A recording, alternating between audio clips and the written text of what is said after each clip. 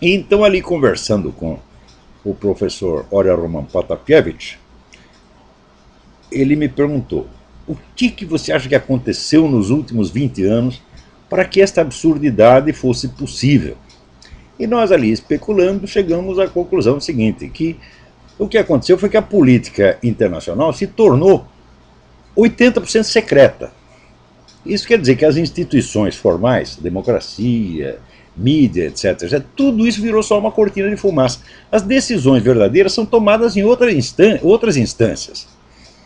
Não se trata nem mesmo de dizer, não, são organizações secretas. Não, não são organizações secretas, são organizações também oficiais, mas que se apropriaram da autoridade que corresponderia, vamos dizer, ao parlamento, à presidência da república, assim, que legislam à vontade. Então são organismos internacionais, né, que baixam as leis que bem entendem, você nem sabe de onde saíram as tais das leis, quem foi que propôs, aquilo nunca foi discutido em público, de repente aquilo é obrigatório no mundo inteiro. Você quer ver um exemplo? Agora mesmo na ONU estão discutindo lá, já foi aprovado nas comissões, né, uma lei que permite que as crianças processem os seus próprios pais. Né? Era uma instituição que existia na União Soviética, quer dizer, o Estado é o mediador entre a criança e os seus pais, quer dizer, porque a criança não tem uma relação direta com os pais. É tudo através do funcionalismo público, da burocracia, da polícia, etc, etc. Então isso quer dizer que se um garoto denunciasse o pai como conspirador anticomunista, ele seria considerado, a criança seria considerada um herói. Né? Tem até, não me lembro se na Hungria ou não sei onde, estátua de um garoto que denunciou o próprio pai. O pai foi mandado lá para a prisão e morreu por lá mesmo. Né? Então, esta coisa de você dividir a família, jogar filho contra pai, já ultrapassou de muito a esfera da pura cultura, dos sentimentos e da imaginação. Agora está virando lei, minha gente. Né? Isso quer dizer que o seu filho de 5 anos inventa uma merda qualquer contra você, vai na delegacia e os caras te prendem, porra. É simplesmente o que vai acontecer. Então, este é o novo sistema de governo que já está implantado no mundo. Vocês podem ver, sim, todas, né, as leis politicamente corretas que são adotadas no Brasil, na Argentina, no Peru, na América Latina, na Zâmbia, na casa do caralho, todas vêm prontas da ONU. Quer dizer, é uma coisa de uma uniformidade extraordinária. Né? E ainda tem gente que diz, não, mas será que é? Será que existe uma pressão mundial para isso aí? Né? Até o meu amigo Reinaldo Azevedo dizer, não, acho que isso é exagero. Não é questão de achar, Reinaldo, é questão de você estudar, conhecer a documentação. Só que a documentação é tão grande, tão grande, tão grande, que só quem estuda a coisa de maneira quase especializada é que pode entender o que está acontecendo. Então se criou assim um governo secreto, que é secreto não porque ele se esconde, mas porque a complicação é tão grande que o cidadão comum não consegue acompanhar isso aí. Só estudiosos, só eruditos, só scholars conseguem acompanhar o que eles estão fazendo e compreender. Então criou uma espécie de barreira intelectual intransponível. Então, no mundo de hoje, então, o governo já é secreto. O fator secreto, vamos dizer, sempre existiu um pouco ao longo da história, né? Até o René Guénon dizia que é o segredo da essência mesmo do poder. Mas, vamos dizer, até o século XIX, a influência, por exemplo, de serviços secretos se limitava mais ao campo militar. No século XX, os russos inventaram a tal da KGB, que chamava NKVD, que era a verdadeira administração do país. Quer dizer, o sistema soviético se baseava em dois pilares, a KGB e o partido. Tá certo? Mas, naturalmente, a KGB, que tinha a ficha de todos os membros do partido, era realmente quem mandava. O partido era uma fachada da KGB. E quando caiu a União Soviética, a KGB ficou absolutamente intacta. Tá certo? Não só ficou intacta, como aumentou o seu contingente e hoje tem mais poder até do que tinha no tempo do regime comunista.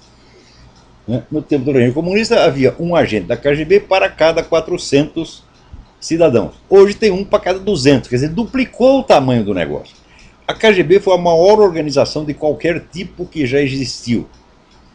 Nunca ninguém fora da KGB soube qual é o tamanho do orçamento da KGB. E além da KGB, ainda tinha o Serviço Secreto Militar, o tal do GRU, que era uma entidade, uma delicadeza exemplar, que quando um dos seus traía, né, ou era acusado de traição, o sujeito era queimado vivo.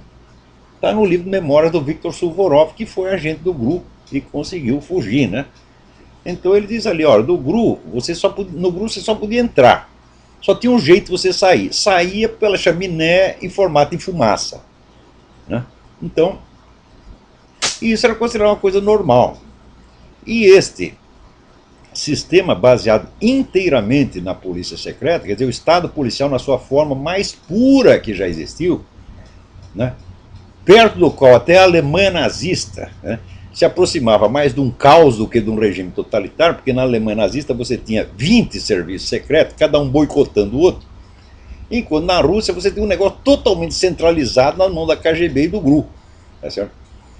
Nem o partido podia com eles. Então, vamos dizer, a expressão mais pura do totalitarismo foi realmente o regime soviético, do qual o regime nazista foi apenas, vamos dizer, uma cópia remota e mal feita, né?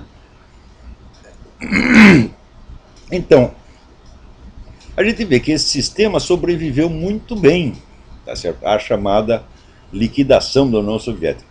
Um dos motivos pelos quais sobreviveu é que é o seguinte, nos últimos 20 anos de existência da União Soviética, quando as ideias de perestroika começaram a circular por aí, os capitalistas ocidentais, todos, os governos ocidentais, retiraram o apoio que vinham dando aos dissidentes, que àquela altura estava metade na cadeia, e começou a apoiar os chamados comunistas reformistas. Começou a desprezar os dissidentes, não, aqueles são apenas uns idealistas, sonhadores, mas esses comunistas reformistas, tipo Gorbachev, tal, esses são os caras realistas, que vão realmente fazer alguma coisa. Então acontece que quando o sistema soviético veio abaixo, toda a elite ocidental tinha rabo preso com a KGB.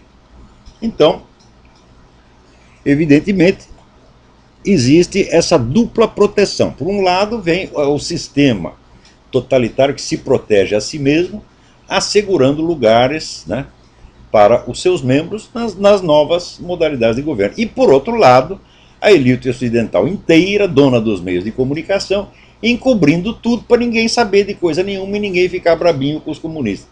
Quer dizer, é realmente assim, aliança de merda com bosta, tá entendendo? O que mais pode? Esse é o mundo no qual nós estamos vivendo. Então é um mundo da falsidade total, da mentira total. E ao mesmo tempo, o sistema da mídia internacional se transformou apenas, vamos dizer, numa rede de camuflagens. Tá certo? Não, isso quer dizer, a grande mídia não tem confiabilidade mais nenhuma. Quer dizer, não se trata das antigas distorções do noticiário, viés, etc. Não, assim, é mentira estruturada, é negócio de engenharia social mesmo, né? Você quer ver, outro dia, alguém me manda aqui, veja que coisa, uma